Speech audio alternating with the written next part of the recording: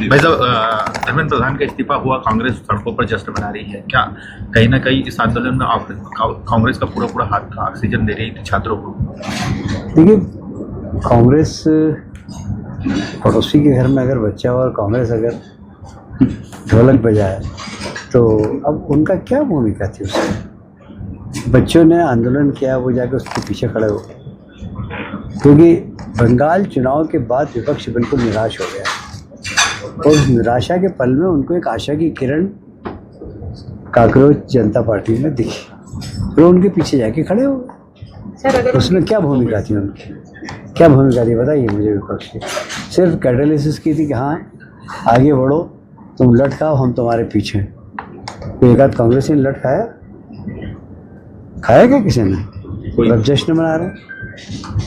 मैं धर्मेंद्र प्रधान जी की तारीफ करूँगा, मैं उनको विद्यार्थी परिषद के ज़माने से जानता हूँ। उनको जो काम देते हैं बहुत ईमानदारी के साथ और डेडिकेटेड तरीके से करते हैं। वो तो पहले दिन से जैसे आंदोलन चालू हुआ था, उन्होंने पार्टी अध्यक्ष से कहा कि अगर आपको ऐसा लगता है तो मैं इस्तीफ़ा दे देता हूँ। पार्टी अध्यक्ष ने मना कर दिया कि बोले नहीं, जब तक हम लोग बैठ के निर्णय लेंगे जब तक तुम इस्तीफ़ा नहीं दोगे और इस्तीफे की बात भी नहीं करोगे किसी से। पर जब परिस्थितियाँ ऐसी हुई कि पार्टी ने निर्णय लिया कि धर्मेंद्र जी इस्तीफ़ा दे, तो नेक्स्ट सेकंड में दे दिया। यही तो एक अच्छे कार्यकर्ता की पहचान है कि हम कहीं पर भी हों, समाज के लिए काम करें, देश के लिए काम करें।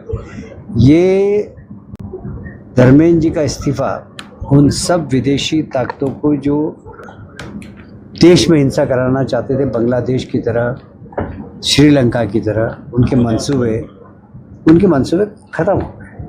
और इसलिए मैं मानता हूं कि धर्मेंद्र प्रधान जी ने जो काम किया है उसके लिए मैं उनको बधाई भी देता हूं, और उन सब के मंसूबे ख़त्म कर दिए जो विदेशी ताकतें यहाँ पर अस्थिरता पैदा करना चाहते हैं। राहुल गांधी आरएसएस को दीमक कह रहे हैं, एजुकेशन को दीमक की तरह जो है खोखला कर रहे हैं। मुझे राहुल गांधी की राजनीतिक विचारधारा, उनकी बुद्धि, इस पे बहुत तरस आता है। मुझे लगता है कि उन्हें अभी ज़रा आरएसएस को समझना पड़ेगा कि आरएसएस है क्या। मेरे जैसा सामान्य कार्यकर्ता, मैं कभी कल्पना करता हूँ कि आरएसएस नहीं होती तो इस देश का क्या होता, तो मेरे रोंगटे खड़े हो जाते हैं। आज यह देश अगर ठीक तरीके से ठीक दिशा में जा रहा था, उसके पीछे आरएसएस की मेहनत है, ऐसा मैं मानता हूँ। मतलब आपने एक लेटर लिखा है जो पांडे दंपति को लेकर। हाँ, वो मैं विधानसभा में था, उन्होंने आके घर के सामने पहले सुबह ट्वीट किया कोई, वो पुलिस ने देखा, मेरे घर वालों ने देखा भी नहीं था। जब 11 बजे पुलिस आ गई तो घर वालों ने पूछा क्यों आए, बोला आपके यहाँ प्रदर्शन होने वाला। तो दोनों मियाँ बीवी आए और वहाँ नाटक करने लग गए। फिर पुलिस को जो करना था पुलिस ने किया, हमारे घर वालों की कोई भूमिका नहीं थी, हमने शिकायत भी नहीं की, पुलिस उठा के ले गई, उनको बंद कर दिया। बाद में मुझे किसी ने बताया कि इन्होंने शंकर ललवानी जी का भी प्रदर्शन किया था। शंकर ललवानी जी का प्रदर्शन किया था जब उनके साथ उनके बच्चे को भी ले गए थे।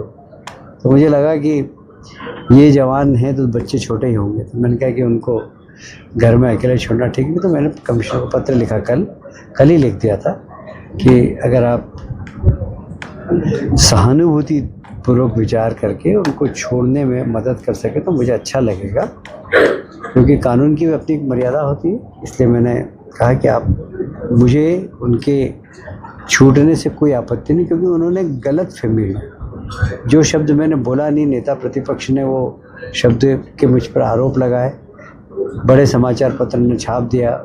समाचार पत्र छपने के बाद तो मेरे घर आ गए। मैंने दूसरे दिन विधानसभा में पूरा रिकॉर्ड विधानसभा अध्यक्ष जी को बताया। अध्यक्ष जी ने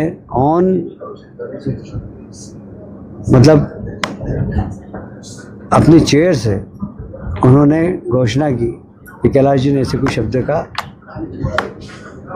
उपयोग ही नहीं किया। तो इसलिए नेता प्रतिपक्ष को आरोप लगाने के पहले सोचना चाहिए। मैं नेता प्रतिपक्ष को समझाइश।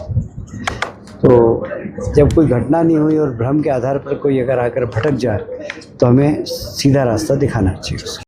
अगर आप ये वीडियो YouTube पर देख रहे हैं तो हमारे चैनल को सब्सक्राइब कर बेल आइकन दबाएं, और Facebook पर देख रहे हैं तो हमारे पेज को लाइक करें।